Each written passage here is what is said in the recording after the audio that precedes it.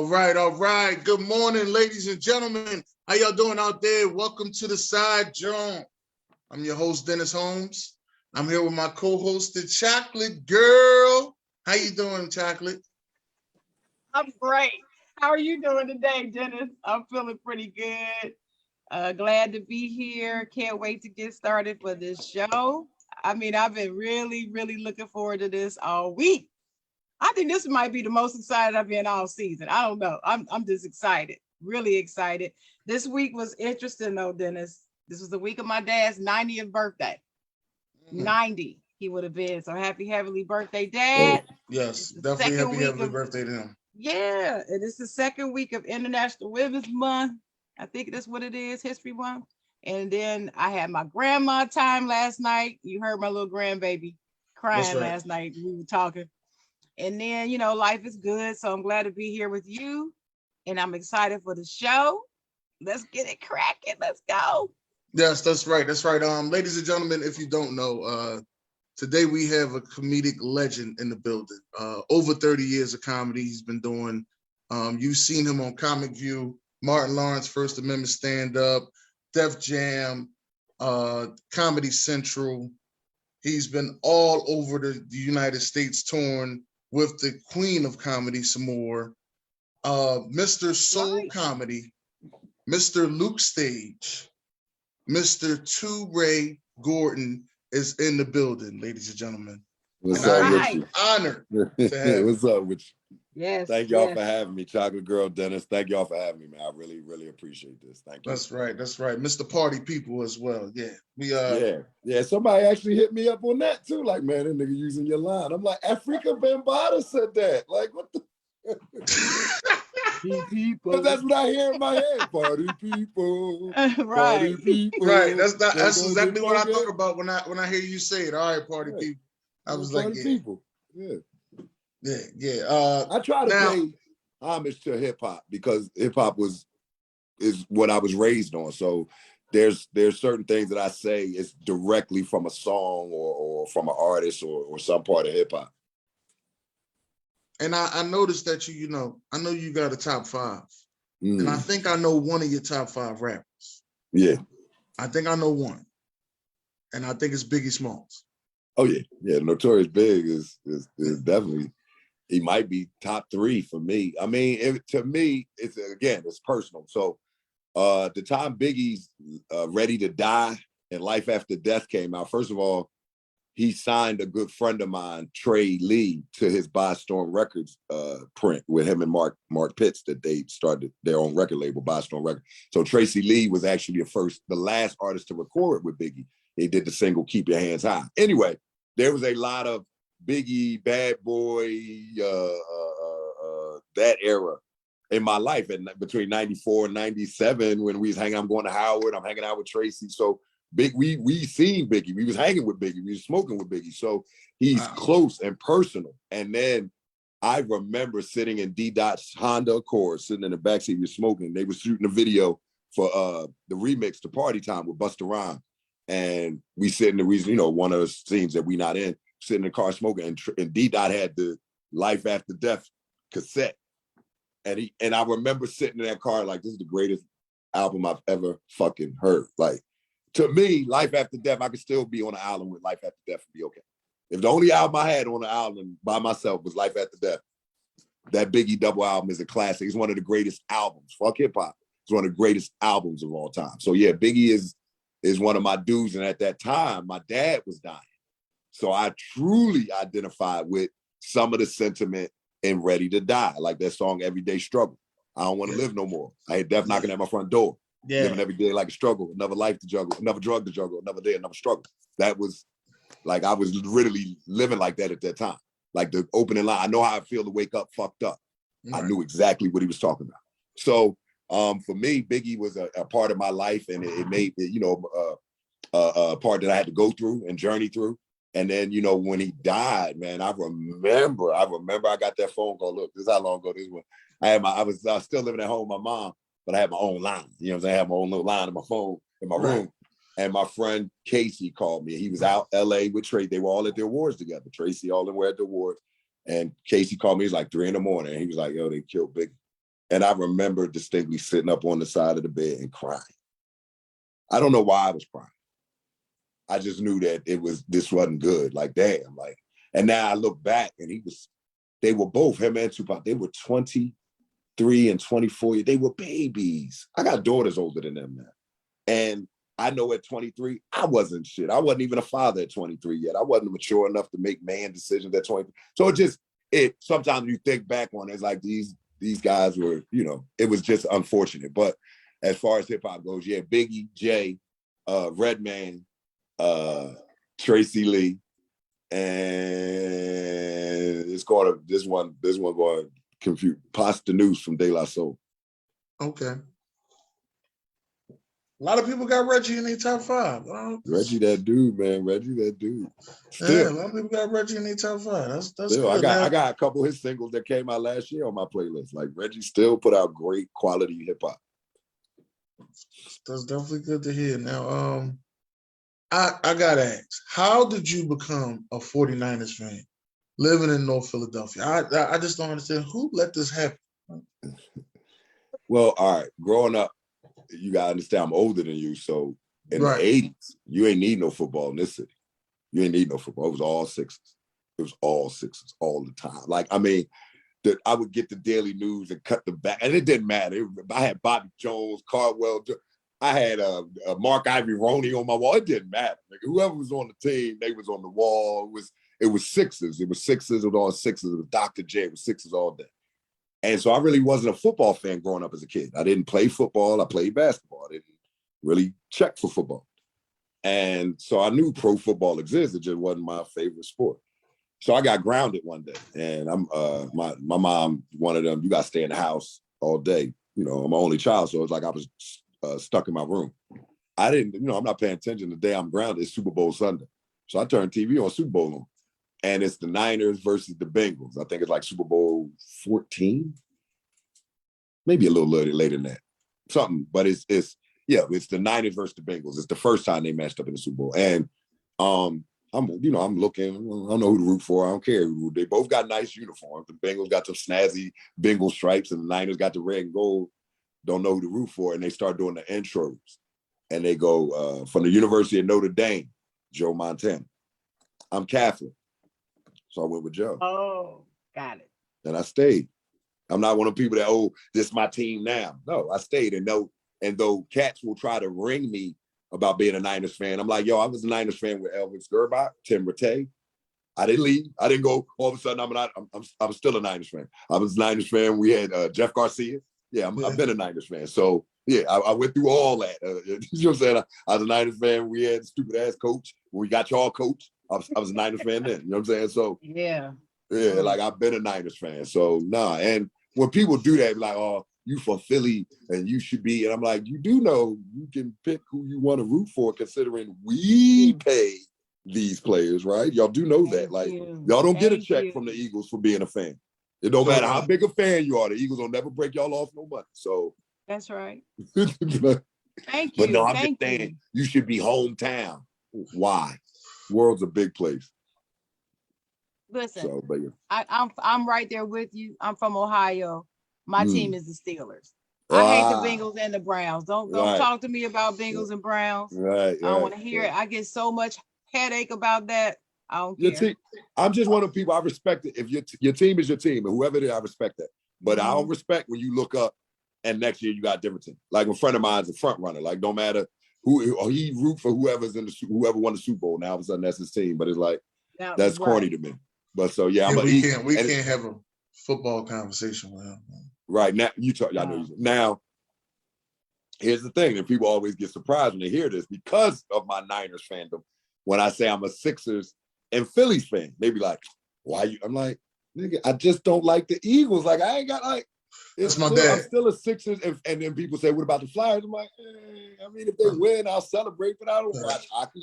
I'm not gonna say and act like I watch hockey or go to hockey games or watch the hockey highlights. That ain't I don't. But the Phillies, I've been to the parade. I went to the parade 2008, and the Sixers. I was at the Sixers when my mom used to get me tickets to see, because first of all, I'm a Jordan fan. I was a big Jordan fan. But my mom, the Jordan was my guy, but the Sixers was my team. And as long as the Sixers didn't run into the Bulls, we was good. And at the time, the Bulls was on their run. We wasn't shit anyway, so we ain't really had to worry about that. I think we matched up against the Bulls one time in their playoff runs of them 6 rings. And I remember it was going to be bad because it came across half court and Hershey Hawkins walked out to greet Michael Jordan. I said, this nigga going to torch Horky. And he did. He torched because, you know, Hershey went to Duke. So he lit that nigga up for 40 every night. It was like, oh, God. But I'm a Sixers fan. I'm a Phillies fan. And you know, right now it's exciting that the Sixers are back. All I wanted for the Sixers was us not to waste Embiid. Get him some help because he's special. And you don't have a great window on this type talent. You just don't. It's the new NBA. Dudes be out in 2 years. They be like, look, I don't like it. I want to go. Embiid is different. He's at least said, I'm going to resign, I'm going to stay here. But in the time being, y'all need to get him some help, and he's special. So I like what they did. I like that they went and got Harden. Whatever. I ain't like what happened to us the other night, but I like the fact that they got him some help while he's in his good years.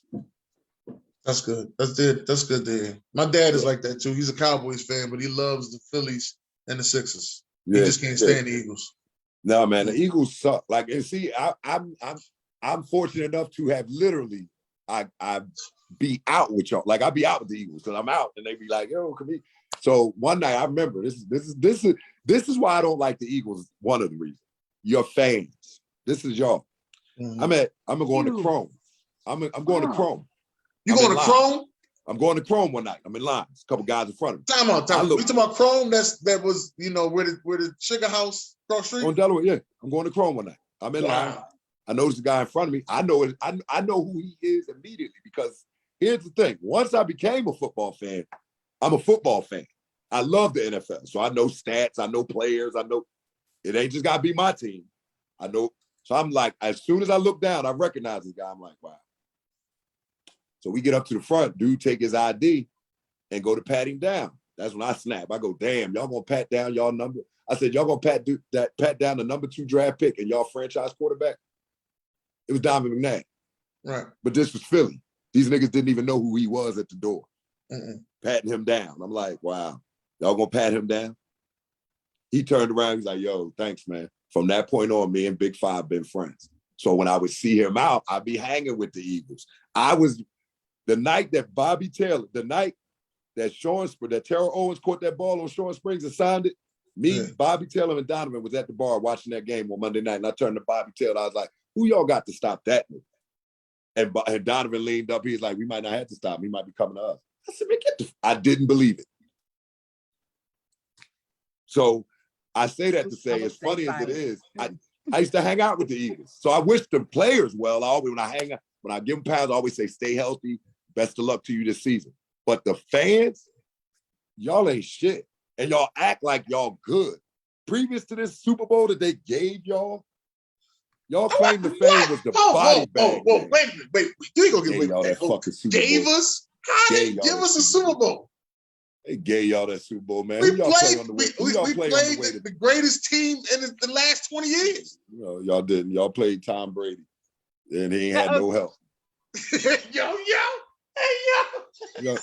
They gave y'all that. You see, I'm quiet over here. I'm quiet. I'm just. They gave us that Super Bowl. They gave us that Super Bowl. How is it that you? I mean, like, I feel you. I know you think, but look at it. Like, y'all won that and ain't been shit since. I mean, not even 8 games. Like that is a reason for that. Time out, you got the wrong team. We made the playoffs twice since then. Yeah, which is shitty division at 8-8, 8-8, 8-8. Don't matter. We went to the divisional round of the playoffs. It went and with Lil Kim, aka Nick Foles. I call him Lil Kim. And then what happened? And then we lost. We lost to the Saints. And then once Nick Foles left, then what happened? How is it that the only remaining player y'all got from 3 years ago is Jason Kelce? No, we got Fletcher Cox and Brandon Graham. Yeah, those bums. Y'all got lucky, man, and you know. Listen, it takes luck to win a Super Bowl. Okay, I've seen a team that ran the ball very well against the Kansas City Chiefs, but then they decide, let's throw the ball. I ain't gonna say no names. Yeah, Kansas City was. I mean, I saw the refs jerk the shit out of us against Kansas City. I saw that quite a few times. But here nor there. The Eagles fans are the reason why the team never wins. And then I guess when y'all played Ray Lewis and them, they gave it to Ray Lewis and them because they cut the lights off. Cut the lights off. I mean, no, that was Kaepernick. And that's why I be trying to tell me, oh, Kaepernick, he better. No, he not. Kaepernick was trash. Hot trash. Bro, you watch football. I do. You watch football. Okay. Who was the number one? What was the 49ers? The 49ers, the year we went to Super Bowl with Kyle Kaepernick, when he came in after 10 games, after Alex Smith got hurt. You know, the 49ers was the number one run offense and number one defense in the league. Right. He had to do nothing. Then when he had to do something on the 3-yard line, he threw the ball to Michael Crabtree 3 times in a row. Vernon Davis wide open. Now, Richard Sherman came over to the Niners, so when he came over to the Niners, he became a more positive player. But when Richard Sherman was on the Seahawks, he said it. He said it. And of course, they want to back up all because of Colin Kaepernick, but he said he was like, he can't read the defense, and we know exactly where he's going with the ball when he plays us. Colin Kaepernick was trash. If he was so good, the years that, because it was like, okay, we went to, he took y'all to the Super Bowl. Yeah, but he went 2-14 the year after the coach left. So was it him? Y'all lost almost 20 players after that coach. No. It wasn't him. Yeah, they did. No. Y'all lost almost 20 players. Yes, we did. Not that year after. The second we year. We lost 10 of them. We lost 10 of them the first year. See, they're my number 2 team, by the way. Right. But this is why I'm talking. Offensive line, and we didn't lose our run game. We lost one key Patrick player Willis. on that offensive line, though. Who? We lost one key. I can't remember his. I can't remember names now. Listen, I'm old. I'm older than you. You don't go from Super Bowl NFC champion to 2-14 the next year. You do when your coach is trash and you lost half your player. That coach was trash and you know it. The next 2 coaches were trash. All right. But if he was so trash, then doesn't that mean Harbaugh was the reason why the 49ers was winning? Yes. No. Exactly. It means that that's the main reason. That was the main reason. But like I said, that next year, they also lost 9 or 10 key players in one season. If he was such a revolutionary quarterback, 2 games. No, you can't do that. I ain't saying no, you can't do that. I ain't never say that. Nobody said that he was revolutionary. You got to remember. Every time. Remember, he had only been in the league a few years. You got to remember that too. It wasn't like he'd been in there 10 years and this happened. Exactly who he was. I'm trying. He to wasn't a about the vet. people that was acting like he was Joe Montana once they put him out the league. Oh no. Went 2-14. I never thought he was Joe Montana. The first season, and the season after, he went 4-12. Yes, but you got to look at why. You have to always look at why. Okay, why? And I cannot put it. Like I can. The 49ers went to the NFC Championship the year before he came. Right, with Alex Smith. With Alex Smith. So all he did was one. Alex Smith got hurt. We was on the same. We had won 11 games when Alex Smith got hurt the second year. Like, it wasn't Kaepernick. It was the team and the system. I never said. This is how I proved the system. Who was the 49ers offensive coordinator for Colin Kaepernick? I can't remember. You would know. Mark Roman. I can see his face. I didn't know his name. Oh, that's the same guy that's in Baltimore. Right. Same He's guy in Baltimore. Guess who had great success the first year? MVP Colin season Kaepernick. First year. Huh? Oh, you talking about Lamar Jackson? Lamar Right. Jackson. So right. what's the fastest evolving organism on the planet? Fastest what? What's the fastest evolving organism on the planet? NFL defense. NFL defense. So that first year when Mark Roman came down there with Lamar, it was like, oh my God, next year it was like, damn, what happened? Because we seen that shit before. We know you gonna run that read option. We seen that. Same thing happened to y'all. Carson Wentz was ass all of a sudden. It wasn't that he was ass. We've seen this. I didn't as a say quarterback, if you okay, I can't did say that. adjust, if you can't adjust, then you're a system quarterback. It's a And lot if of that system. system Time ain't out, wait, there, wait, wait. There's a No, lot of system I don't quarterbacks agree out with that. there.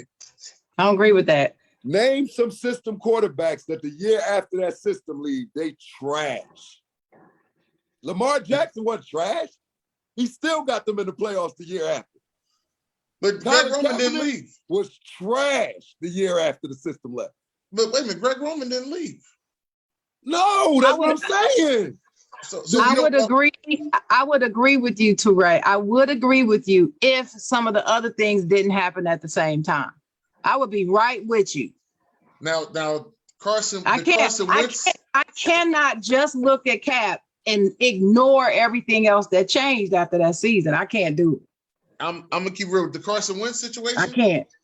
He lost the eye of the tiger. Y'all make excuse. Y'all make excuse for Cap. No. I get you, I'm not but making them 10 excuses. players that retired, they was not major players. Half of them wasn't even starters. It was one player that retired, the white boy linebacker, he retired.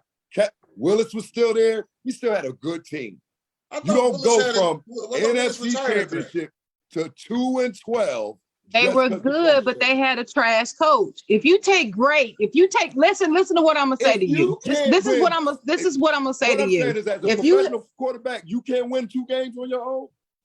No, you're supposed to be the man. No, you can't win it depends. No, it depends on who your coach is. Coaching matters. I'm telling you, and how they choose to run the organization matters. Did the Eagles go? Look, did the Eagles go 2-12 when Chip Kelly was your coach? No. Exactly. But they had other players that were better. We went through, and we didn't have a better team than us.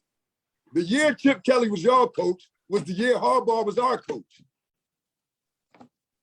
I know, and I'm saying that next year, that Kelly got there, they were just as bad. Chip Kelly come to San Francisco. The Eagles won 7 games with Chip Kelly. Chip Kelly come to San Francisco, same team, we win 2. It wasn't the same team. You keep saying same team. Chip Kelly didn't take the team from Philly and bring them to San Francisco. No, he's talking about the same. You know what? You're right. It wasn't the same San Francisco team. They traded, and then the people retired, and then there was another player that was still hurt. Come on now, you got to look at the whole picture. I know it sounds good to say that he was trash. It sounds good. Everybody loves to say it, and it's easy to say if you don't examine what else happened. It's easy to say. Listen, this is the only question I want to ask. Why don't Colin Kaepernick and Aaron Rodgers get credit for their losses? Why is always something else? Wait. No, wait a minute. I think around here. No, y'all don't. He still every time yes, he we loses, do. Yes, we do. This is the first year. Wait a minute. Dennis, give him my top. Give him my chocolate. Give him my chocolate girl moment on Aaron Rodgers, Dennis. Well, give it to him. He's talking about first taking them. He ain't talking about No, I'm about to say, because we give him hell. Everybody. All I'm saying is, when the quarterback loses, when the team loses, it's the quarterback's fault. Except I know Aaron Rodgers and Colin Kaepernick. And no, I don't agree with that. There's a couple other quarterbacks too. A couple other ones. Nope. I don't agree with that. They try to erase. Because I said the same thing. You know, Aaron Rodgers went 1-5 NFC Championship games. I said I know a quarterback. And Colin Kaepernick beat Aaron Rodgers twice. No, this is what I said though, TuRae. I said I know a quarterback that went 1-5 yards rushing. Right, but this is what He not this. The man can't read a defense. Look at some of them games against Seattle. Wait, hold up. Can I say this to you? You notice they only say that about black quarterbacks, right? A white quarterback could go out there. Never mind. Let me explain why I'm saying this. I've seen a white quarterback go out there and throw 4 interceptions and a half, and they don't say none of that to him. Well, they may not say that, but that may be what the case is, or the line not blocking. But when the dude, that's what I'm trying to tell you. Of course, when he came to the 49ers, he couldn't speak like that. But when the cornerback says, we know exactly where he's going with the ball. That's never been said about. I ain't never heard nobody say about no other quarterback. They said that about Kaepernick. You And the never heard him reason say, why, wait a the minute. reason Wait, why, the reason why hold it, TuRae. You never heard him say what about another I quarterback? never heard another defensive player that plays the team twice a year say, we know exactly where he's going with the ball. I heard it this season, but you go right ahead. Go ahead. Against I who? heard it. I heard that this season, but go ahead. About who? I'll find it. I'll find the quote because I wrote about it. I'll find it Okay. because I wrote about it. I did. I wrote about it. Okay. But that's okay. Go ahead. But no, when Richard Sherman said that, it was obvious. When they break down that tape from the Super Bowl, you can see it. It's like Vernon Davis is wide open. But the read option works because he was a one-read quarterback. That tight end covered, take off running. He can't find the second read. Never could.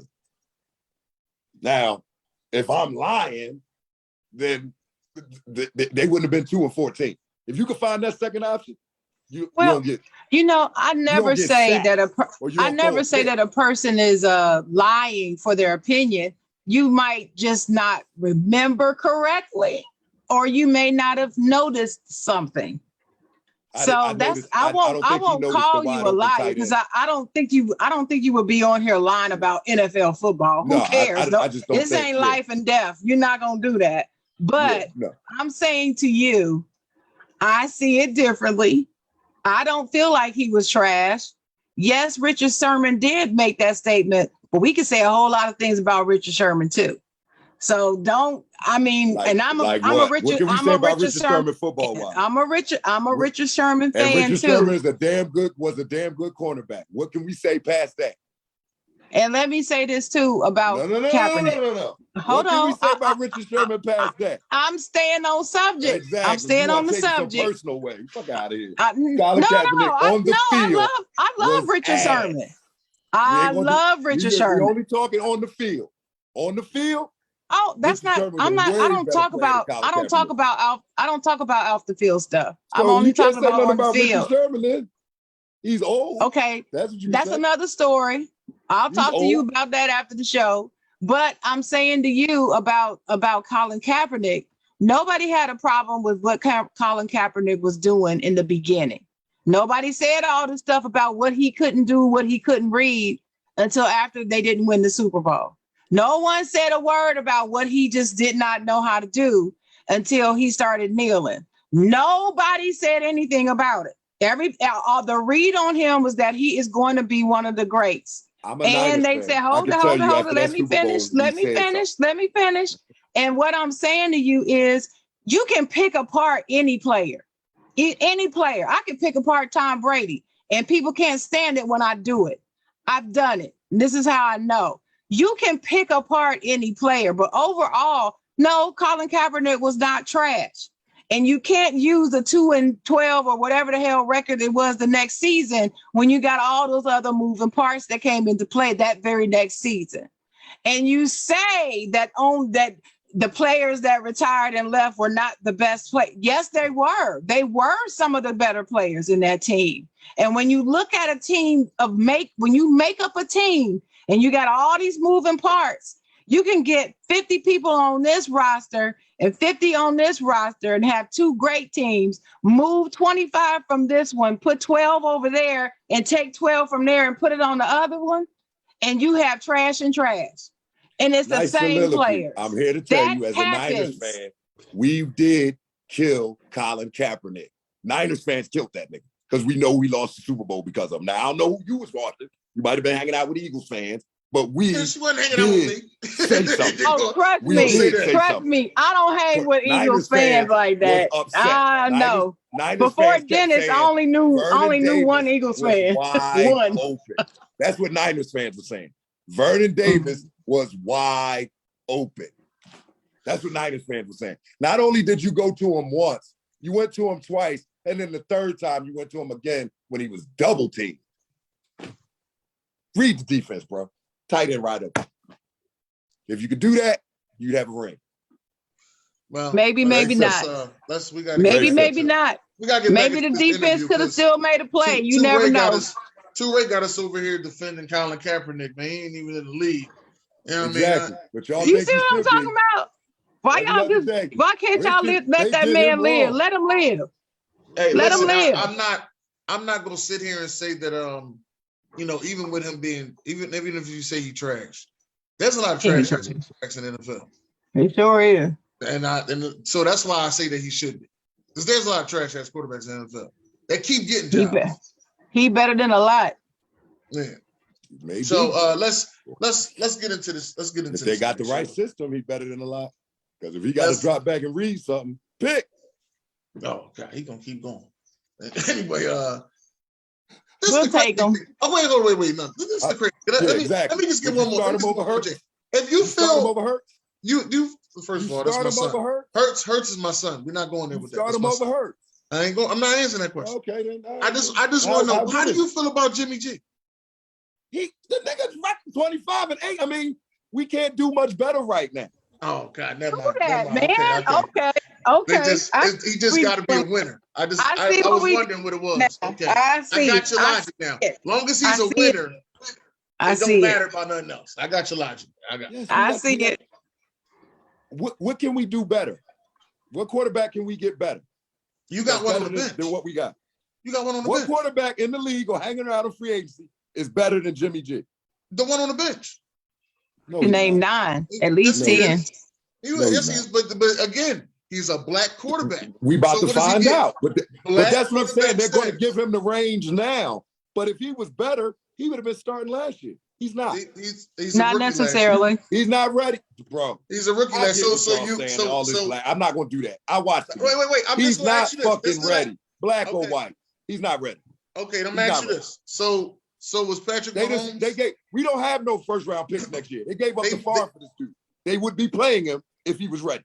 He's not ready. They gave the farm for Patrick Mahomes and they made him sit a year. Yes. Behind who? Behind Alex Smith. That great guy that we got rid of for no reason. But they let Patrick, and this is his year. They're going to trade Jimmy. Jimmy's out of here. This is Trey Lance's year. And then he'll have that. But he wasn't ready last year. They tried. I didn't say he was ready last year. You just said who do you have that's better? And I'm telling you right now, today, Trey is better. Nah. That's what I'm saying. I watched them games. You watch those games. That ball on that offense, and that's another thing. You got to be able to run the offense. That ball got to come out. Trey, you reading.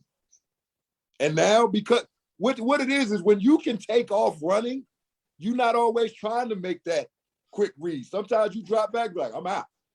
I watched that game against the Cardinals. Wait a minute, y'all. I gotta read these comments. These comments got me cracking up. So Jay Jones says, I agree with homie and Sharon from Buffalo, and I despise the Bills. Oh, okay. They're talking about the same team thing. In fact, the Bills Mafia fans make it worse. Trisha Joy said, oh boy, he confused. She talking about you. She said, is this the comedy part? Is he telling jokes? He must be telling jokes. Dear God, bye. He don't like Cap. Just say it personally. You don't like him. This is wild. This is Trisha Joy, Dennis.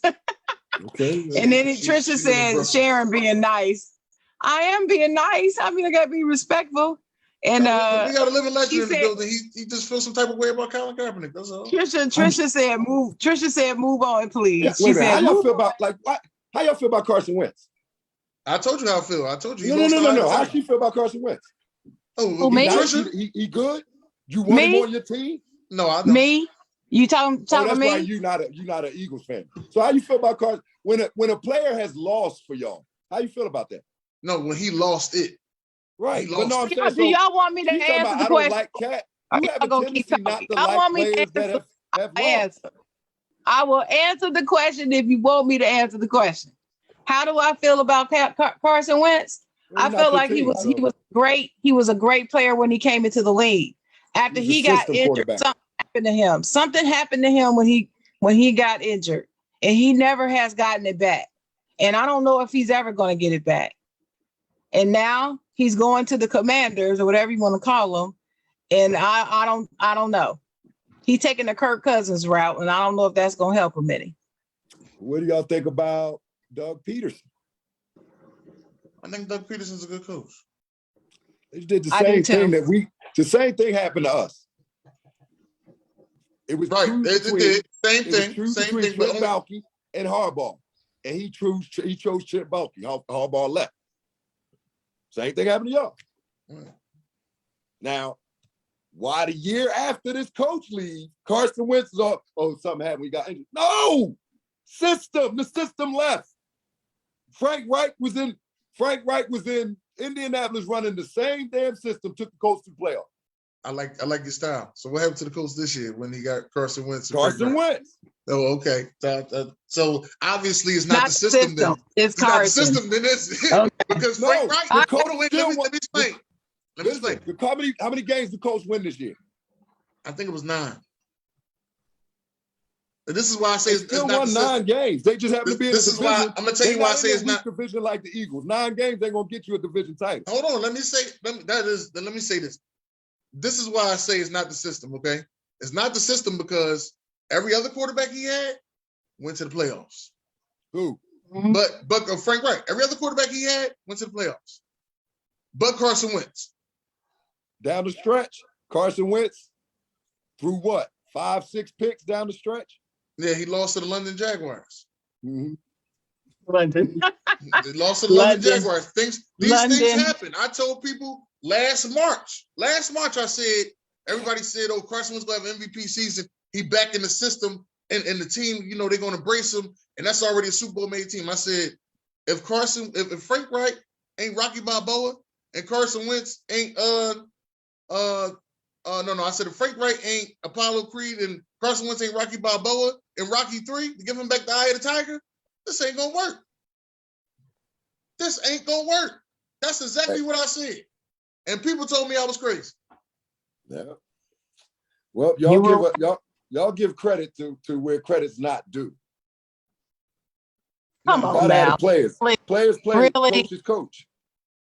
So at a certain point, coach can call all the plays. Like that's the problem they supposedly have in Green Bay. The coach don't know what he's doing with Aaron Rodgers, but Aaron Rodgers is good enough to overcome his coach. I ain't never heard nobody say that.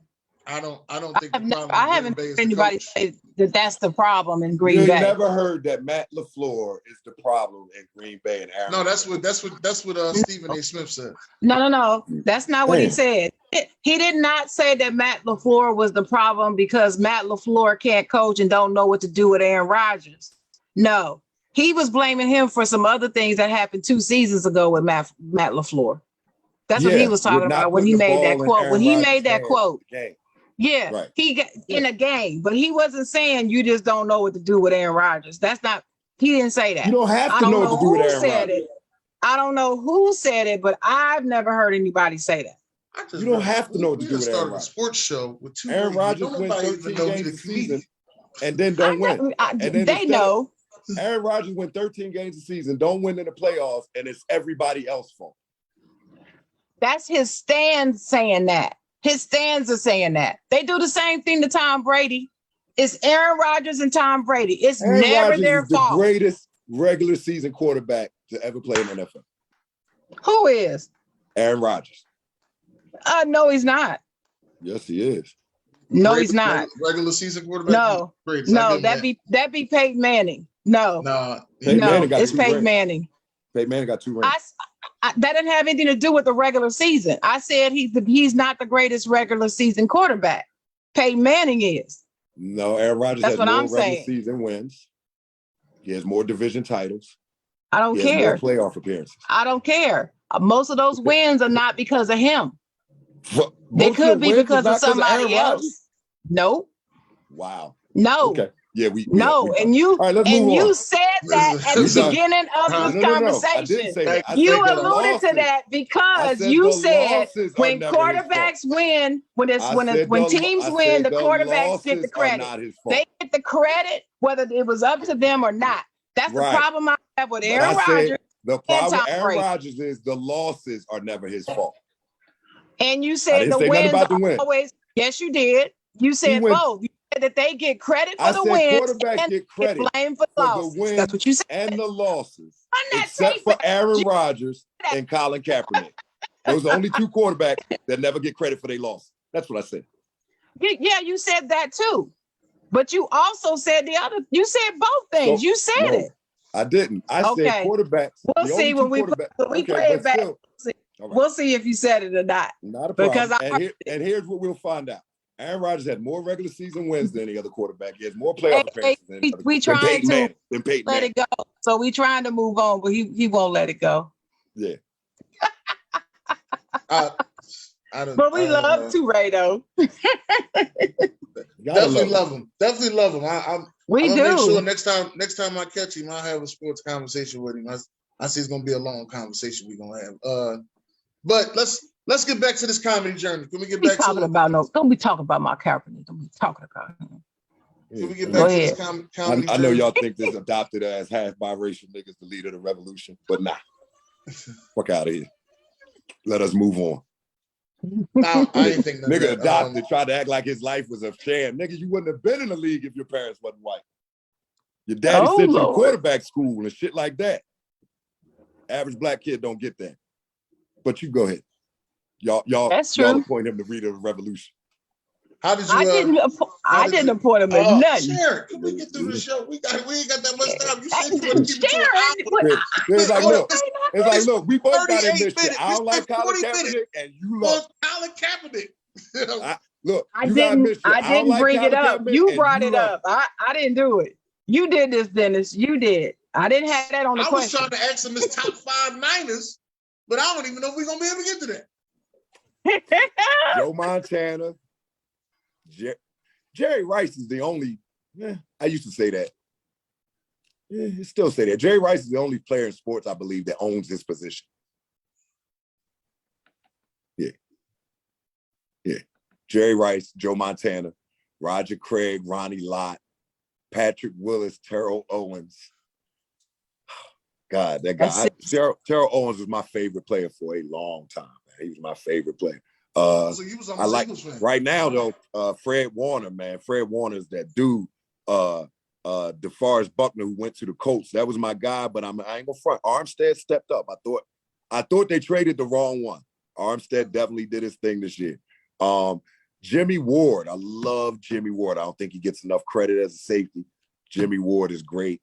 Those are current Niners, man. But I mean, like, shit, I remember those guys. Tom Rathman, you know what I'm saying? Like, Roger Craig was always my favorite because he didn't get enough credit. Like, he was like that. He was like my man down in North Carolina, McCaffrey, before his time. You know what I'm saying? 1,000 yards receiving, 1,000 yards rushing.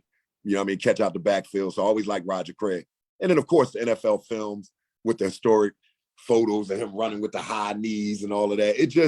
It was a nostalgia for me with the older players, and then learning to be a fan of the new players and just be a fan of your team and see who they drafting. Debo is that motherfucker. Debo is that dude. I agree. Debo I 100% agree. Dude. So yeah, it's a great. Kittle was good too. Carolina. Huh? Kittle was real good too. Oh, GK is the dude. Kittle over the middle. You know what I'm saying? Debo. Our running backs are good. Mitchell, I like him, but I'll be glad if Mostert comes back this year. It'd be nice. So I like my team, man. I like the fact that we're a team. That's how I kind of knew we was gonna make a run once we got in the playoffs, because on paper, I knew we could beat Dallas. Like Dallas, we could run the ball on Dallas. I knew, Green Bay. We beat Green Bay all the time because they can't beat us in the playoffs because Aaron Rodgers is the greatest regular season quarterback ever. And then when we got to the Rams, I knew it. See, I watch football and I play football. Them little things, when Tart dropped that fucking pick, that was game. And certain things you got to do. You got to make turnovers when they're there. You got to take the ball away when it's an opportunity, because if you don't, the better teams will make you pay for it. And they did. So, yeah, we'll see. And it's funny because everybody talking all the Rams. I'm like, I think we got a good chance to win the division this year. I don't think the Rams are going to be the same team. I think they, kind of got full. They won, so they might fall back. But yeah, Niners, man, all the way. All right. Now let's get to this comedy journey. When did you? It's snowing. Yeah. It was supposed to snow today anyway. It was sleeting here in North Carolina, believe it or not. Shit. I got to, When okay. when did you get on that stage? First time? First time. 1991, Temple University, the Owl's Nest, had an open mic. And that's when a young lady that was running student activities named Stacy was like, she's a minister now, ain't she? Yes. How do y'all know? I don't do my research, Flame. Don't second guess me, man. Listen, Yeah. this me at your show laughing, man. Don't think I ain't saying you with the ignorant thinking stuff on, man. Listen. I listened to you tell the story, and I was just, it was a great story, man. Yeah. You are a legend. You are. Yeah, and I want people to hear it. I was so glad that I got a chance to thank her, you know, afterward. Like, cause you know, it was like years later, and she hit me up on Facebook. And she said, you know, just proud of you. And I was like, oh my God, you know, because if who knows? But it was her saying, you coming to my open mic tonight? And I'm like, what's open mic? And she like, you come up, tell jokes. I'm like, I ain't no comedian. And you know how women have a way of saying things to you. She was like, you funny as shit. Just like that, like just look me in my face like, you funny as shit. And I was like, all right. And that was the catalyst for me going on stage. And I ain't had nothing to talk about, man. I ain't know nothing from nothing. I'm just on stage. Like, and I'm just talking about my first couple years of college because I was a freshman. And at the end of the night, they gave me $50. And it was like, wow, you get money for this? And it was just like that, you know, that burn. And that's what started it for me. So yeah, that was the first time I was on stage, 1991, Temple University. 1991. Yeah, it was 1991. Temple University, Owl's Nest. And then I did the Delta Sigma Theta Star Search, maybe October. And I got to try, I still have it to this day. It's like the second place trophy. I came in second place. I won the comedy segment, but I came in second place overall. And there was a band there. They had a band playing for the acts. And the guy came up to me, his name is Stacy McGee. And he said, you know, my cousin running this comedy mic, open mic, you know, you might want to get with it. I was like, cool. I gave his number. Now again, back to me having a phone in my room. And about a year later, Stacy called, was like, hey man, my cousin got that mic that Monday night, you know, come on down. And I went down, and that's where I met those who would formulate my life for the next, you know, era. D. Lee, who's my mentor, Charles Walden, Javon Pearson, Ronnie Long, Mike Blackson. They was all down there. That's I met all them. You met Javon Pearson and Michael Blackson down there? Yeah, man. I met Philly comedy down there.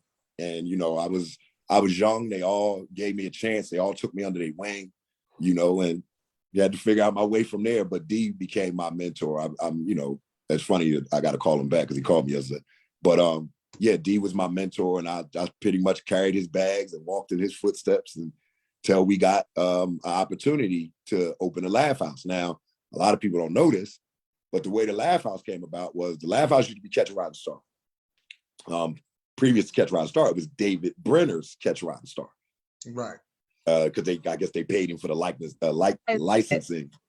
Huh? I didn't realize that that's the same place. Yeah. And you know what? Here's another piece of Oh my God. Martin Lawrence's comedy album was recorded there. Oh, I didn't know that either. Yeah, if you look at the back of it, it says recorded at Catch a Rising Star in Philadelphia. Anyway, so all right, so Catch a Rising Star is open its door. So I used to play basketball a lot better and more than I do now. So I go to the sporting club, and the sporting club atop the Bellevue, you know, the nice swanky club, private club, you gotta have a membership to get in. But they had the best runs in the city. Like niggas were like, yo, you wanna go play ball? Sporting club, get you a guest pass, go run in there. And it was because college players and pro players would play there. Like the day I got in, I'm playing Mo Cheeks. I was giving him the business too, but remember that move I put on. I got a question for that, but keep going. I got a question for that, but keep going. I was going to ask you about that. I put the heavy on Mo. Look, I know I laid him up good too, because he's like, good move, big man. I was like, yeah, nigga.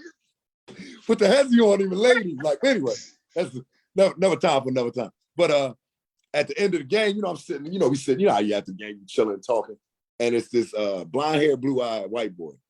And the reason I say it like that, because he's gorgeous. You know, this is young era. I mean, this nigga's Ken doll gorgeous. I'm like, wow. But so we talking, he's like, man, you funny. Like, just listening to you, you funny. And I was like, yeah, I'm just starting to get into comedy in college. I'm at Temple University. I'm just starting to get into comedy. He said, wow, really? I said, yeah. He said, I own a comedy club. I said, which one? He said, Catch a Rising Star. So I go back, I tell my mentor, I'm like, yo, man, I met the nigga that owned Catch a Rising Star. D like, for real? I was like, yeah, for real. He's like, I'm trying to make a move. Let's have a meeting. And D met with Eric and they put together a deal and Catch a Rising Star became the Laugh House. That's how the Laugh House started. Why did they close the Laugh House? That's what I want to know. Yeah, you got to pay your bills. Oh, well, yeah, that helps. The guy that owns the building, I remember you saying that he had money, like he owned Bloomingdale's. Eric Blumenfeld owns the block. He doesn't own the building. He owns from, remember on the corner used to be Hats on the Belfry? Right. All the way to the next corner was Abbott Square. Wait a minute. Over to the next corner is Wawa. Right. Over to the next corner is the apartments. He owns all that. Eric owns all that. His money go back with Strawbridge and Clothier. Well, Eric is the reason why the Met is on Broad Street. Eric broke he owns the Met too? Eric brokered that deal between Live Nation and the church and the city. Wow. So money moves. That's big money moves right there. Mm-hmm. Yeah, that's the guy. So the Laugh House closed because after D left the Laugh House maybe 5 years after it opened. It was a safe came up missing, and when money you missing, got to hold up, time out. Listen, now, if you don't do anything else, you have got to do this documentary on the Laugh House. Hold up. Listen, if you don't do anything else, you have got to do this documentary on the Laugh House. Yeah, I'm just like, but keep on going. A safe came up. I got a writer for you for that. Yeah, I got you. I know you do. I got a writer for you. Y'all know how it is in management, or if you got a job and something's wrong, management, ownership, superiors, supervisors, they get the blame. And Eric was like, ain't no way. Everybody go. Everybody. Whoa. And he got rid of all the upper management. It was so funny because I remember the day after it happened, it was like it happened Saturday night. So Sunday morning, I used to work at the lab. I wasn't just a comedian. I used to be the promotions director. So I used to have to come in. So I come in Sunday morning, and it's so funny because this was before my lovely relationship I have now. This is before that. Shout out to Cupcake. Come in Sunday morning. Shout out to Cupcake. I come in Sunday morning. I got a young lady with me, and she worked at the Laugh House too. And so I opened the door to come in the club, and it's a detective at the door. I didn't know he was a detective. Just some white dude talking to me all brusque. He was like, who are you? I was like, who are you? He was like, Central Detectives. I was like, okay, I'm TuRae. He's like, you work here? I was like, yes, I do. He's like, where were you at last night? That's the only time me and the young lady, Michelle, because I was with Michelle, she was with me. Like when we came in, it was me and Michelle standing. He's like, okay, so where were you last night? And I was like, we both pointed at each other like, we was together. Like, fuck that. Like, I wasn't there. I didn't, so I wasn't there. I didn't know what happened. I don't know what happened to this day. All I know is you can't get a safe out of a place without some help. That's all I know. Mm-hmm. And the only motherfuckers that can help you gotta kind of work there.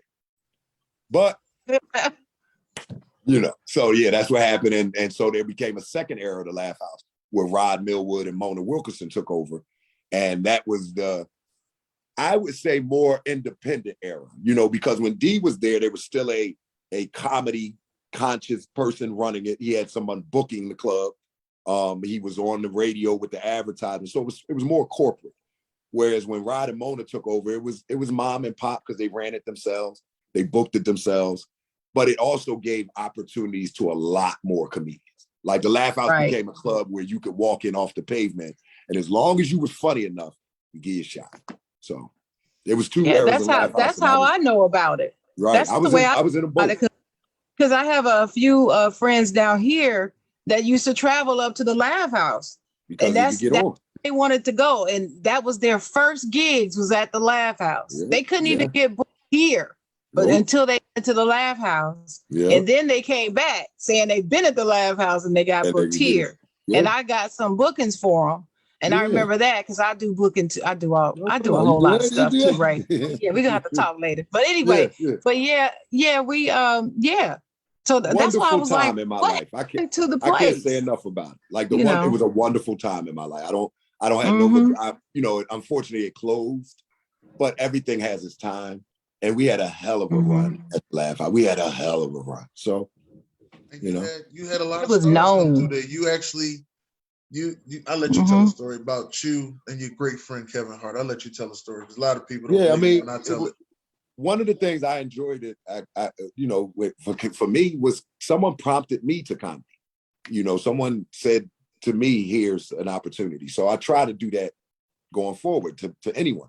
And Buck, Buck Wild, Black Hollywood, Philly famous comedian Buck Wild, and he called me, and I was doing Thursdays in a Laugh House because this is the D. Lee era, so I got in. I got my own night. I'm running promotions. I'm hosting on the weekends, and I got Thursday nights as mine. And so I had my Thursday night. It's called Blazing Thursdays, and it was basically just a showcase night. And Buck called like, "Yo, this young boy down community, man, he funny as shit. You got to see him, man. I'm gonna send him down." I was like, "Yeah, send him down." So he comes down, the little guy, and I'm like, I'm taking the name of the list, and I go over to him, and I go, "What's your name?" And he goes, I'm Little Kev the Bastard." And I go, "That's your name? Like, that's what you want me to say when I bring you out?" He's like, "Yeah." I was like, "What's your name?" He was like, "Kevin Hart." And I was like, now, when he said it, I didn't know his name was spelled Hart. It just flicked like that in my head. At first, it was like Hear. I was like, oh. Then he was like, "No, it's Hart." Like, I was like, "Oh, like Heart to Heart." He was like, now, of course, he's younger. He didn't know what I was talking about. I'm like Heart to Heart. He's like, "Yeah." I was like, "Oh, nigga, go with that." The rest, as they say, is history. So yeah, that was glad he went with that. Yeah, and I'm gonna tell you this: Kevin has always wanted what you see. He's always wanted that. He's always wanted to be the biggest star. He's always wanted to be the biggest comedian. He's always wanted that. I wanted to be funny, and I tell people when they go, "I want to be funny. I want to be a good comedian. I want to be a comedian. I want to be a great comedian." I think we both got what we wanted. You know what I mean? I didn't get the accolades, but I never pursued them. Like Kevin does not mind. He signs every autograph. He takes every picture. He laughs at every joke. He's always wanted to be where he is. And I think me too. I love I think once you get this Netflix special, it's gonna change. Yeah, it's gonna change. Because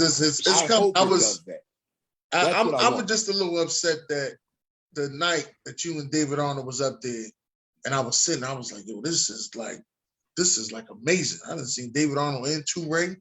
It's amazing. Then I leave the next show. Kevin Hart comes in. God damn, man! I was at the wrong show. Yeah, you was at the wrong show. I was at the wrong. Like, God damn! I went to the early show. I was trying to make sure I had the COVID stuff together. Like, you know what I mean? Right. Yeah. Kevin Hart comes in. I said, God damn. He's a great guy. He's a great friend. If I ever need, he's there. I try not to darken his doorstep because there's so many people that got their hand out for him. Like, even when the Laugh House closed, people were like, "How Kevin let the Laugh House close?" I'm like, he don't know his club. Like, right. And if you know about Kevin, if you know anything about Kevin, what makes you think he didn't give Mr. Rod money? He gave Mr. Rod money. Right. Mr. Rod fucked that money up. That's right. That's what they do. But they don't, as we was talking about who gets the blame. Yep. They don't get the blame. They don't get the blame. They don't get the blame. And that's you're right, because I mean, to a point, everybody was like, "Yeah, that's fucked up how Kevin." I'm like, that's wrong. Like, and for you to count somebody else's pockets, like, well, he could have. Yeah, he could have. He didn't want to or didn't have to. It's not his club. Like, no. But the Laugh House was great for us all, man. It really was. It gave us a place to be. There have been some times I spent a birthday at the Laugh House. To not meaning, like, I've had birthday parties at the Laugh House, but there's one night, man, it was, argument with the lady. Went down and just sat at the bar at the Laugh House, and I was home. I felt comfortable. It gave us all that. It gave us all a place to be, a place to call home. And that's very important as a comedian. Man. So now the punchline is his, though. No, the punchline ain't his.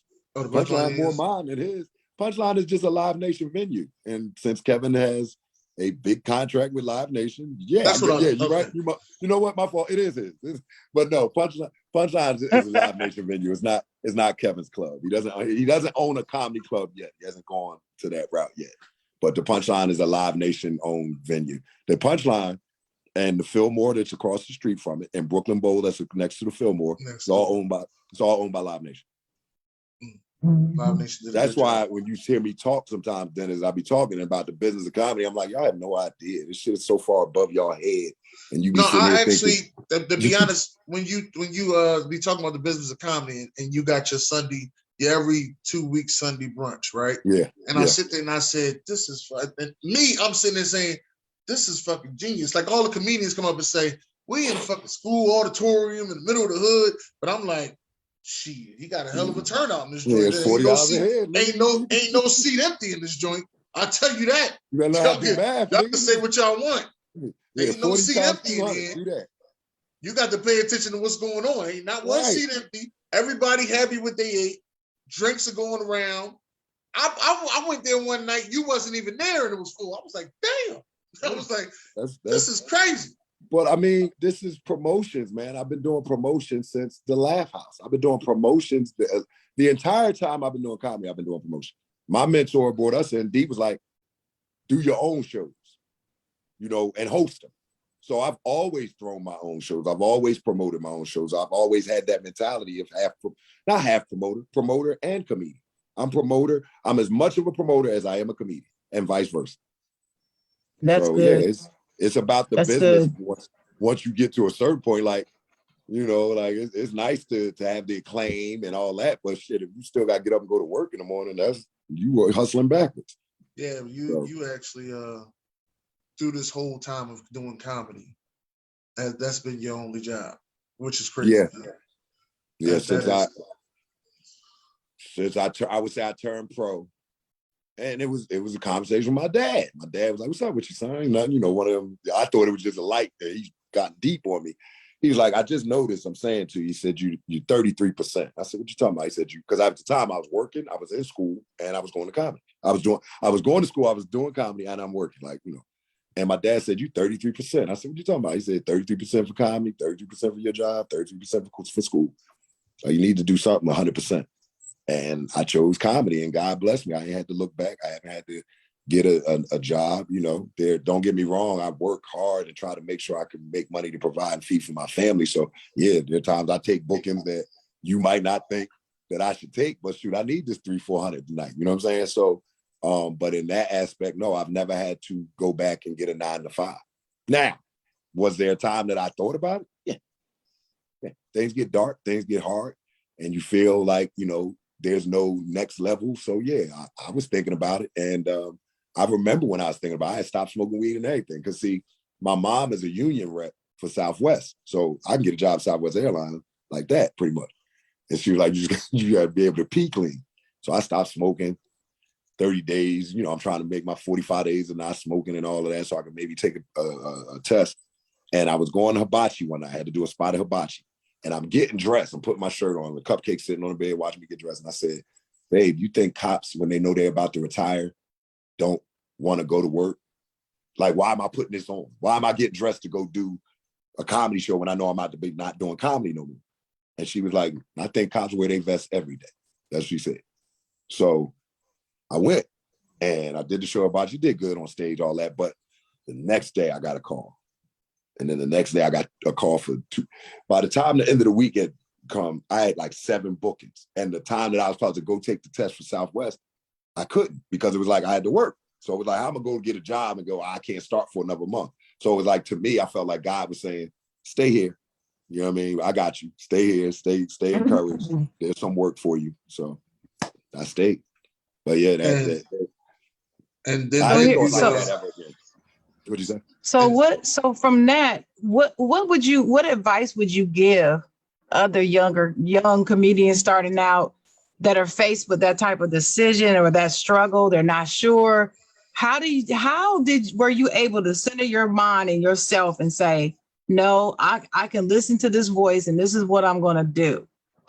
What advice can you give them to get to that point of clarity, I guess? Yeah, you got to believe. Number one, you got to believe in yourself.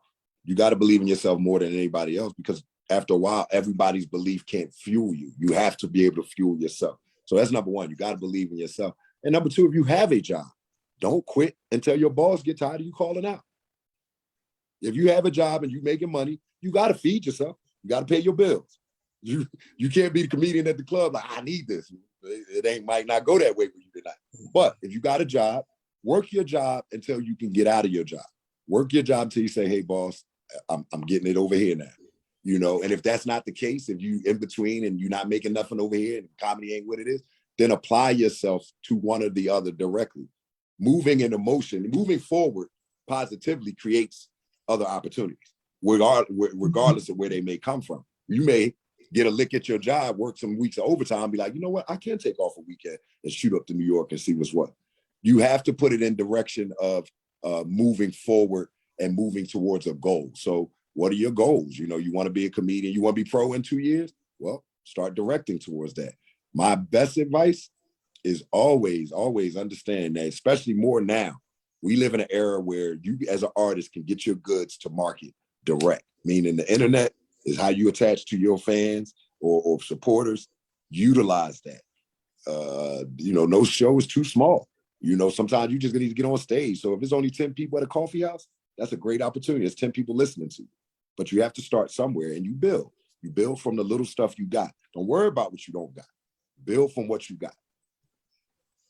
That's true. That is definitely true. That's good advice. Now, what made you start this comedy school? Oh, Keith. Well, all right, no. And I got to get ready to go, bro. I'm sorry that we spent so much time. Yeah. On Kaepernick. Sports. Yeah, right. Yeah. Killed me. But we can do this. We can do this again, bro. You know, I'll come back on. We can do this this next Saturday. Well, I'm not telling you your schedule. When you have time, man, and because it's Zoom, we can do it again. We'll do it again. But I gotta get ready to go because I got to run my daughter to the airport. The comedy college. All right, so this is what happened with Philadelphia Comedy College. I was doing what's called Comedy by TuRae stand-up workshop, right? And the reason I started doing that was I was out Mad River one night in Manioc after the show. You know how comedians talk. So I'm over here with this group of comedians, but it's like some newbies over here. And they just keep saying wrong stuff, like that is wrong. I'm like, and I get over here, I'm like, this wrong. And I think the last one was like, somebody said something about, you're only supposed to work clean. And I said, who told you that? And he was like, the club owner. I said, that's good for his club. But as a comedian, you're supposed to be able to do both. I said, now, if you're a clean comic, then I'm not going to say start cursing. But if you're a comedian that uses vulgarity or profanity, learn to work clean. But you should be able to do both. And I realized right then in that conversation I was having, they're filled, being a young comedian or a comedian on their way, filled with so much misinformation. And if I could do anything to help, because I wanted to give back. And I said, if anything I could do is I could give them information. So I started doing the workshop. And the workshop went good. I think I had 8 years of the workshop at the Laugh House, and that was all good.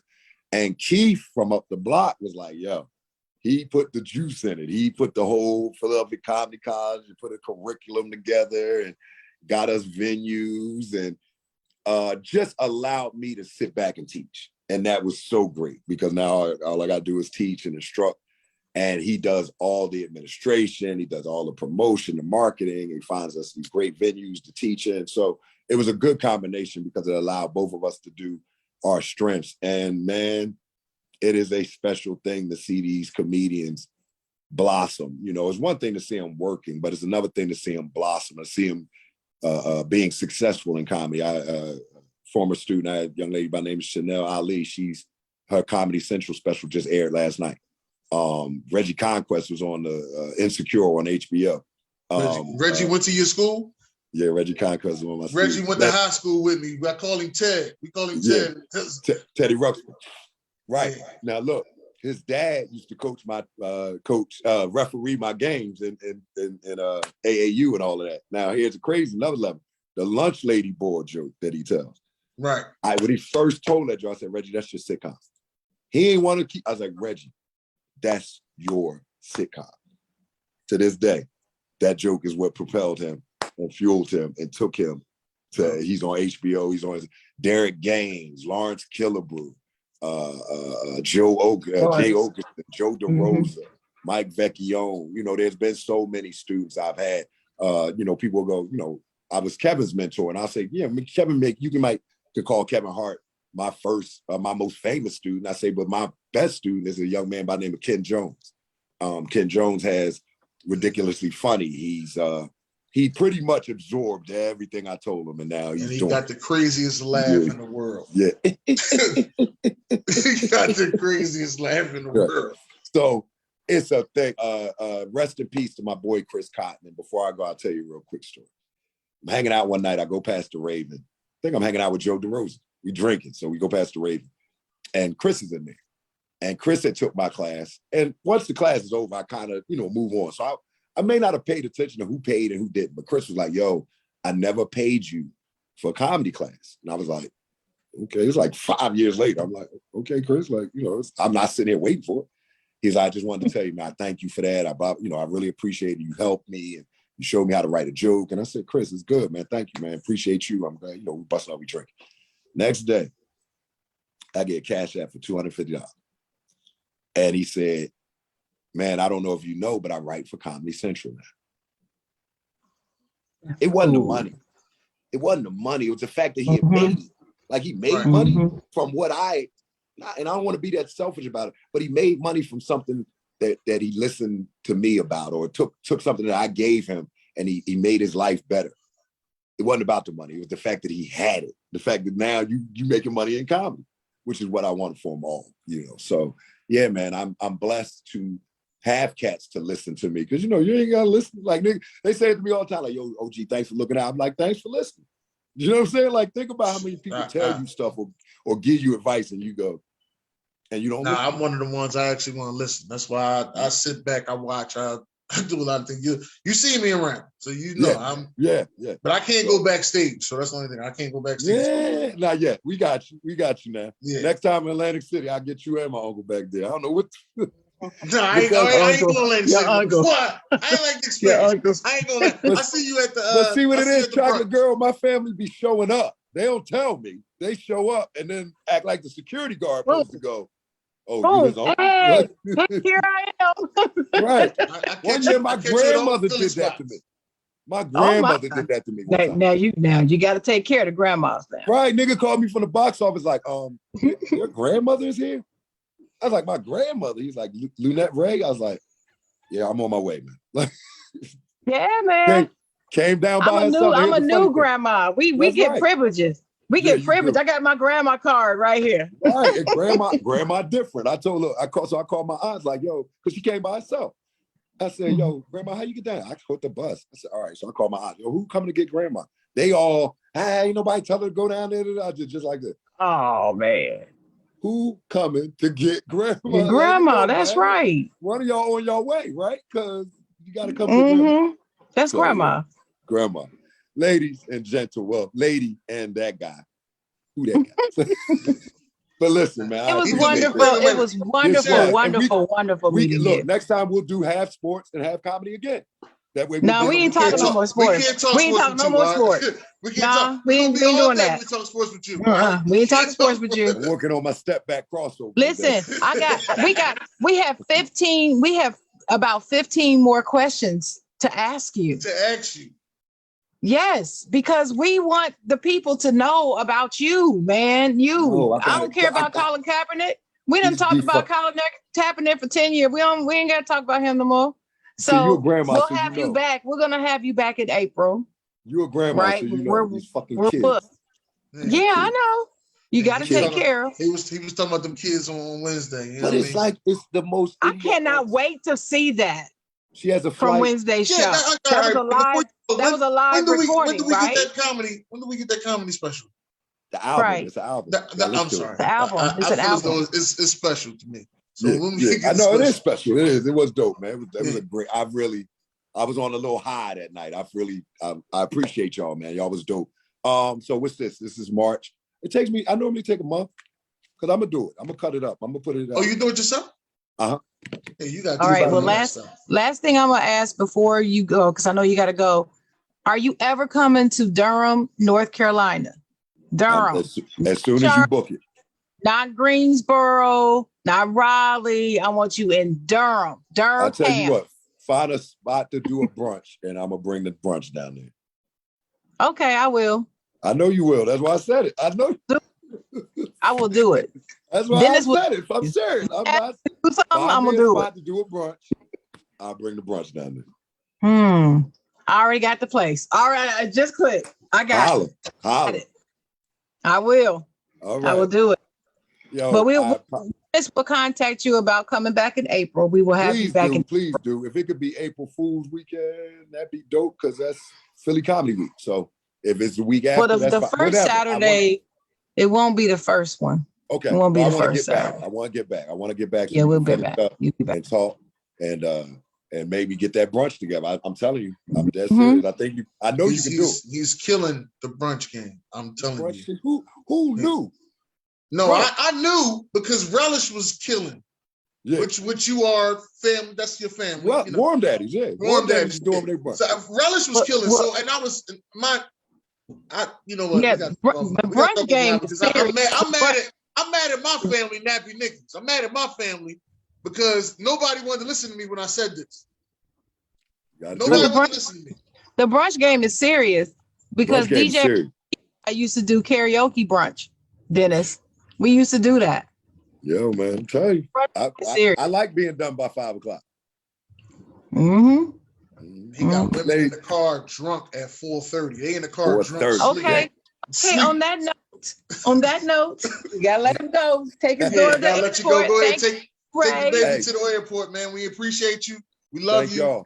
Don't ever stop, man. Don't ever stop. Appreciate this, man. I thank you so much. Follow me across all social media, TuRae, and I'm gonna follow you. Well, I think I've already followed you, but Chocolate Rider, just find that. I'm everywhere. You lucky you're a woman with that name. Hey. All right, y'all. I'll talk to y'all soon, man. Love you and thank you for this. This was so dope. Makes me want to do my own podcast one day. You need to start recording them TuRae Tuesdays. No, I need to just keep coming on y'all joint, man. This is already set man, up. listen, you can. You can. Listen, I don't need to do extra work. If this is already set up, listen, the reach is serious. This show is available. We ain't really does. Let's go. Because we need to come to the brunch and do the show. You can have I'm coming to Philly. Podcast on the brunch, just in case somebody. I'm coming to Philly. I was telling the manager that. I'm telling you, come up, Sharon. I got you. You come up. I'll take you out. We're gonna do the whole brunch thing. But this live broadcast might be dope too. We could do that. Well, look, and I can't wait to meet Cupcake. I can't wait because I know she got some stories for me. I can't wait. This woman is amazing. But yeah, all right, you will meet her. Let me go. I could keep doing this all day. Yes, love y'all. Thank y'all. Thank you, man. Bye-bye. Appreciate y'all. Keep supporting this. Thank you. Oh yeah. Bye, TuRae. See you later, dear. We done went over the time on Colin Kaepernick. Man, you know that's what? your fault. I was just trying to get his 49er tape. You know what I mean? I was trying to figure out where it came from because I never really got the chance to. And you know good and well, you've known him how long? I didn't know that he didn't like Colin Kaepernick. I never really heard a 49ers fan say, "Oh, I don't like him. Like he trash." I ain't ever heard a 49ers fan say he trash. No, I haven't either. That was new. That was new for me. That was new. He trash. You know, people that don't like Colin Kaepernick say he trash, but I ain't I've never heard nobody say he trash. But this, everybody got, like I said, everybody's got their own opinion and perspective about that particular subject. But like I said, I for one, I just try to be fair to everybody, not just people I like, but everybody. And I just cannot say he was trash because they only won 2 games the next season. I saw a whole lot of wrong. And it wasn't him. It wasn't just him. But you know, Chip Kelly is trash. So he trash in NFL. Now college, he all right in college. But the only thing is I question him as a leader of young men with the perspective that he has, because he's a little lightweight racist to me. So that's the only thing that I question. Yeah, and I don't. The one thing I don't like about him is, I think with him is just straight football. You don't see like a guy like, I don't think nobody has ever said, "Yo, I would run through a wall for Chip Kelly." I don't think I would ever hear that. But they show those players at Philadelphia loved, what was his name? Andy Reid. Before Andy. Oh, you talking about Dick Vermeil? They love him too. Buddy I'm Ryan. talking about, that's it. Buddy Ryan. They love Buddy Ryan. Just like them Tim and Jets players love Rex Ryan. Yeah, they loved. Yeah, I remember when he passed away.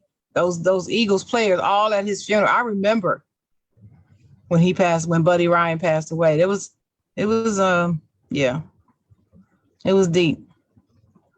Chris Carter credits Andy Reid. I think it was Andy Reid for saving his life though in his career. No, Buddy Ryan. That was Buddy Ryan.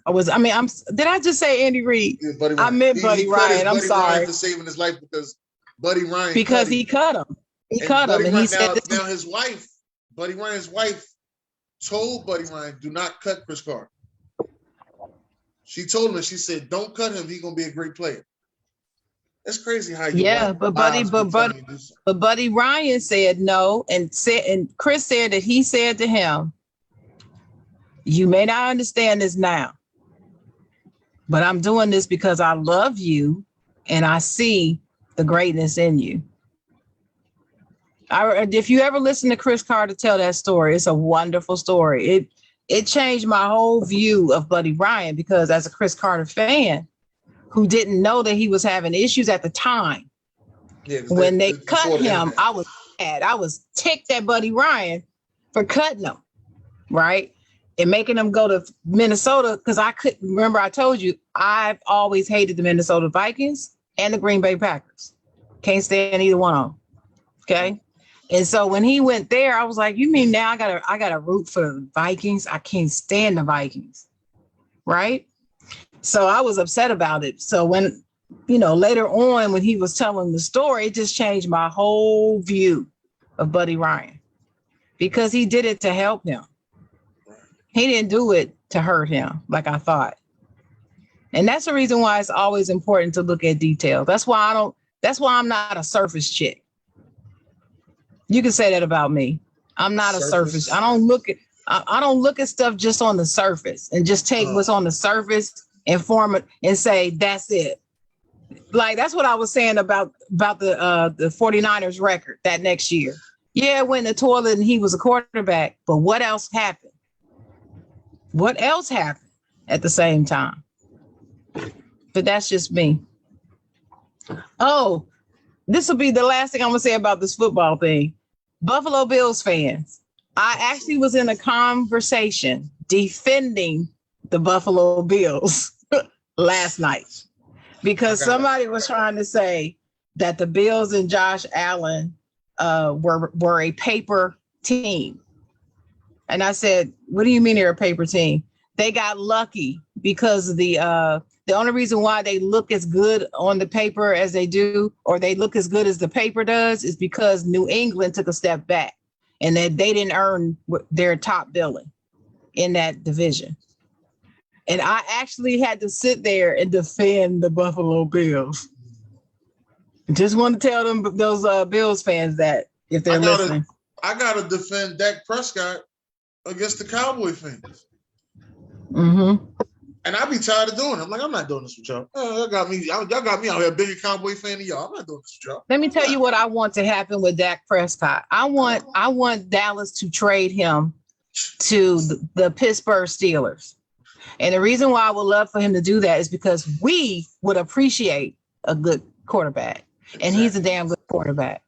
We wouldn't be picking him apart and trying to find every reason to put fault on him, especially since he's a black quarterback. You don't want to say that out loud. I told Ron this other day, I said, no, I'm saying it. I don't care. I told Ron this other day, I just want my lifetime to see a black quarterback and a black head coach win the Super Bowl. I don't want that much, but that's all I want. A black quarterback and a black head coach win the Super Bowl. So if y'all end up getting Deshaun Watson, I'm rooting for y'all to win the Super Bowl. That's what my father always wanted. Yeah. He said the closest he got was Doug Williams, and you would have thought that he was a Washington fan the day that he won the Super Bowl because he was so proud of Doug. But he hates Washington. You He know hates how the I heard. team. You know how I heard about But- Doug Williams? My grandma told me the Doug Williams story. Yeah. She said when Doug Williams played in that Super Bowl, the first half, oh, they was talking trash about him. Like, oh, he ain't that good. Washington not gonna win. She said he came on that second half, and she was like, and his wife had died previously. Right. His wife had died previously. They said he came on that second half and broke all them records. You could hear the announcer say, "Oh, his wife must be helping him from the grave." That's what she's like. You can hear them announcers say that. He came out like new money. That's what you call new money. He came out like new money, and you would have thought it was two different people from the first half to the second half. And she was like, he broke all them records, and she said they don't even acknowledge none of that stuff. She was sitting there. My grandma was telling me. My grandma was the one that got me to be an Eagles fan because my dad and my grandpa, which is her husband, my grandpa Willie Towns, he the one introduced me to football. And my grandpa was a deacon, straight deacon. He didn't do anything. You might catch him laughing too hard or something like that. But grandpa was like straightforward, like military type. And I caught him one Sunday getting excited. I'm coming in from the house. He was, he was like, I'm like, what is this grandpa doing over here? He done got excited. So I'm like, so I sat down, I watched football with him. Now I'm into it. So I started watching. So next thing you know, I think it had to be a couple weeks later, the Eagles playing the Cowboys. Now my whole house, we only got one TV in the house. Let me get that out of the way. Only one TV. The whole house is in there tripping. We got my uncle, my grandpa, and my dad. They Cowboy fans. My grandma, all my aunts, and my uncle Lawrence is Eagle fans. So we split half and half in the house. Now, I didn't know at the time that all the women was Eagle fans because of Randall Cunningham. I didn't know that. They was all in love with Randall Cunningham. Didn't know that at the time. But, yeah. That's how I became an Eagles fan. That day I picked the Eagles and I became an Eagles fan. Well, June just put in the chat that Tracy Braxton passed away. Tony Braxton's sister. I didn't know that. Yeah, I didn't know that she had cancer like that. I didn't realize that. That's so sad. I'm so sorry to hear that. Well, wow, I hate cancer. Yeah. I hate it. Cancer. But your grandmother, I bet you, let me tell you, everybody Black was a Washington fan that day when Doug Williams won a Super Bowl. Yeah. We were fans that day, for that day. And I think he still works with the organization now. He still works with the Redskin organization, with the Washington organization. If he's not with Washington, he's with Tampa Bay. He's with one of them two. Oh, okay. Did he go down to Tampa Bay? At one point, because he used to play for Tampa Bay. Yeah, I know, but I think he's still working with the Washington. I just know it's one or the other. That's usually the two teams that he played for. Hey, June, thanks for that information, June. And what's that? Will Ace said that's what happens when you play for American team. They dissected Romo the same way. Yeah. They did. And I love Tony Romo. I give him more credit than most do. But Ace, Ace, is good seeing you in the comments. First of all, I haven't seen you in a minute. But I hope you heard me earlier say I was defending the Bills fans last night in a chat with some fellas. I was defending the Bills fans and the Bills team last night. I just want to let y'all know that as a Bills fan that I was defending your team. Y'all earned your right to be at the top of your division. You fought for it and you got it. It was not only because New England took a step back. Nope. Oh, Tracy. Oh, I couldn't think which one she was. Yeah. Oh, I'm so sorry. The older sister, ain't it? Ain't that the one that the cousin with the motorcycle? No. Oh, yes, you are right. I'm sorry. That is the one with the husband with the motorcycle. Okay, I don't know. And they got a divorce. Yeah. Well, I think all them girls got divorced. No, I thought she was still with her husband. I know she was the one that was the heaviest. And Oh she yeah, was fighting to lose weight. Maurice Samuels. Thank you very much for those stars, baby. And yes, baseball is back. Yeah, she the oldest. So one. they did. So they did definitely ink a deal, because I know they had. I know they had reached a deal, but did they ink it? Yeah, they inked it, and free agency started that night. Free agency with baseball started that night, and I think Freddie Freeman is about to be signed. I think. Okay, Mr. Samuels, I'm ready for the pop fly. I'm ready. Yeah, pop fly. We gotta get I'm that ready. Pop fly. Even if we could get some pop fly segments, Maurice Samuels. You know what I mean? Yeah. We don't have no problem with you coming on Talk You Is Tuesday, Wild Wednesday. You know. Side Jawn, come on here. Jawn, you know, we don't have no problem. Thank with you, that. Will. Ace the MVP. Shout out to Ace the MVP. He said I enjoyed TuRae. Good interview. Thank you so much. This was all Dennis getting him here. And I had seen his comedy before, but I didn't put the name and face when he kept talking about TuRae. And I'm like, okay, who is this dude? And now that I've gone back to look at some of his videos, I'm like, oh, I do remember seeing him on Comedy Central, because I used to watch Comics Unleashed all the time, and he was a regular on there. Yeah.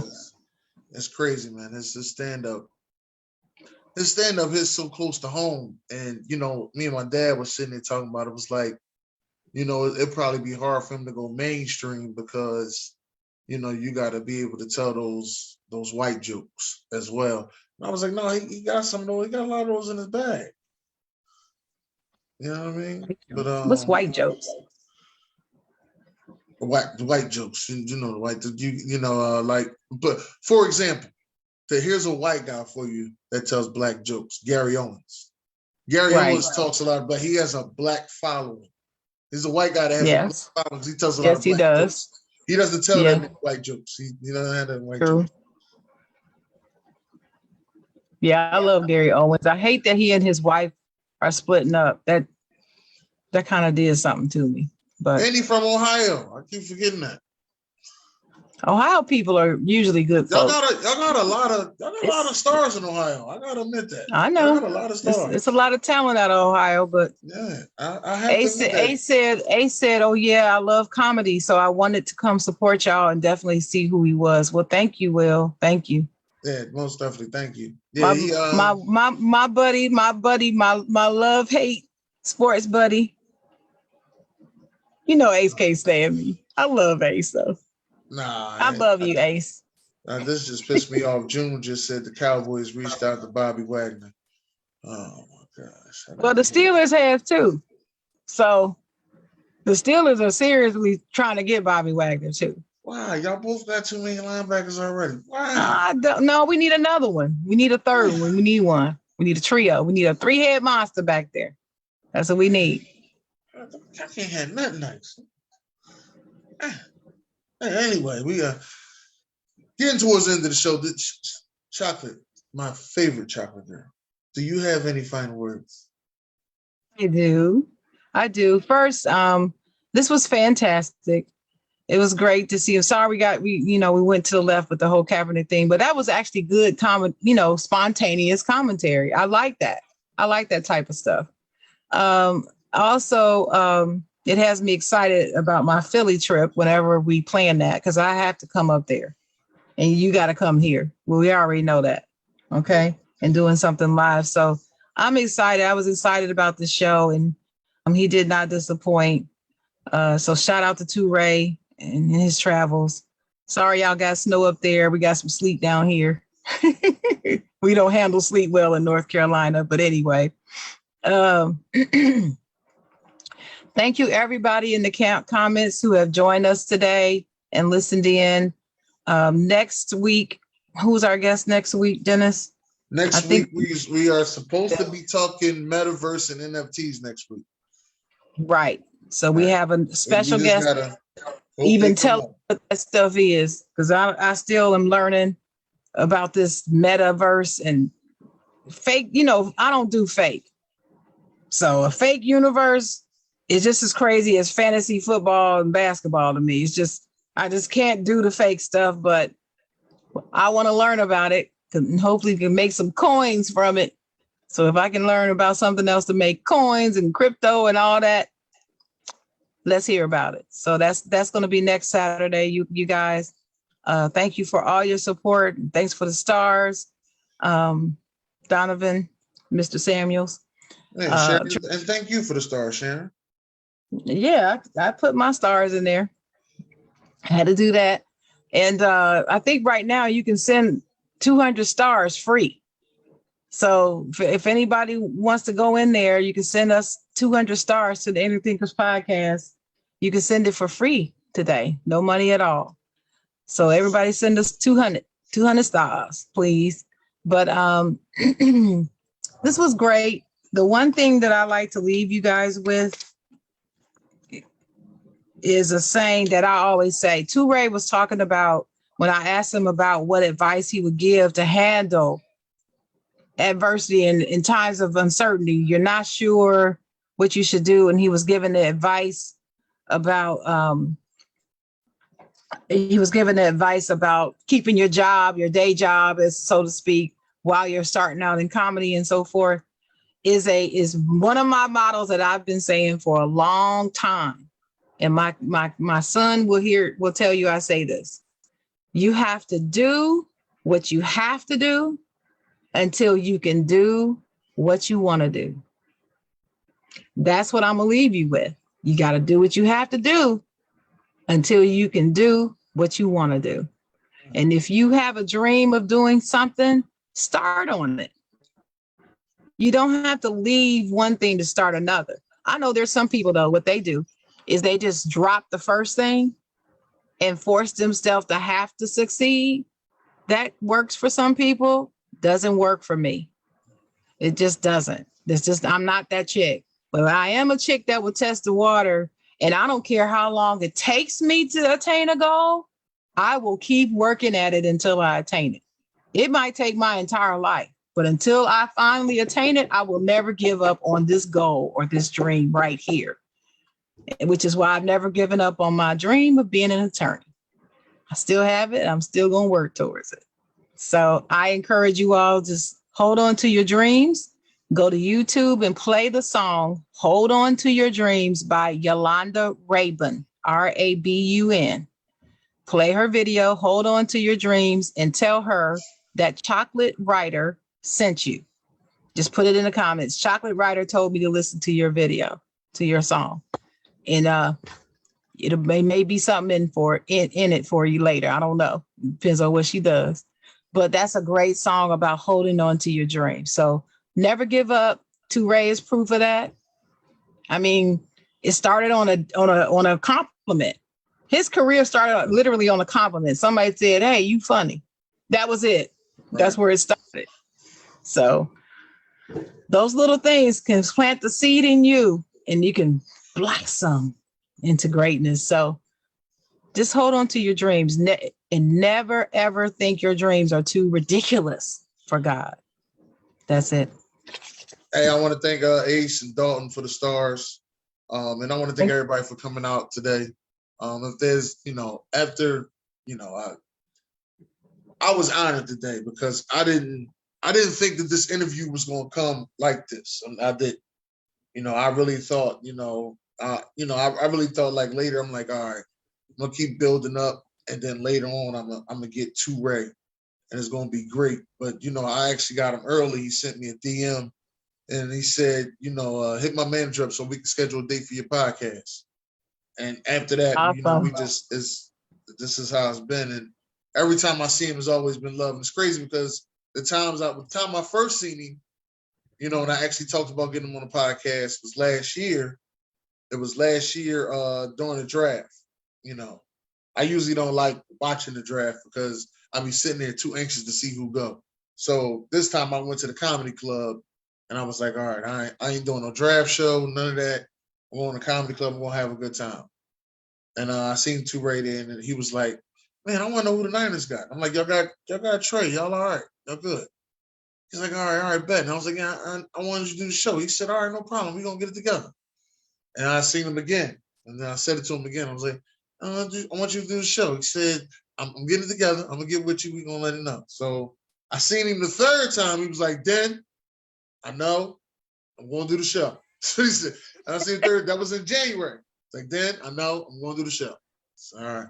And then come February, he hit me up in the DM, told me to hit with his manager, and we got the show today. And you know, you got to keep, if you want something that you want done, you literally gonna have to keep pursuing it. So Yes. as Sharon said, don't ever give up. You're gonna have to keep Don't give pursuing up. it. Ain't nothing gonna come easy. Just because you bump Mhm. into a star and they say, "Yeah, I'll do the show with you," don't mean that you should give up on it. It's kind of like, to me, when I be noticing how I gotta get these interviews, it's kind of like when you fill out for a job application. You fill out for the application, then you gotta call the job up, then you got, you gotta stay. Oh, y'all hiring now? You gotta stay on it for a job that you really want. And once you get in, then you see how things go. So as the song goes by Kenny Burke, keep on rising to the top. I'm Dennis Holmes. Huh? This is Sharon Mullen, the Chocolate Girl. Thank y'all for coming out today. God bless. Great day. Good day.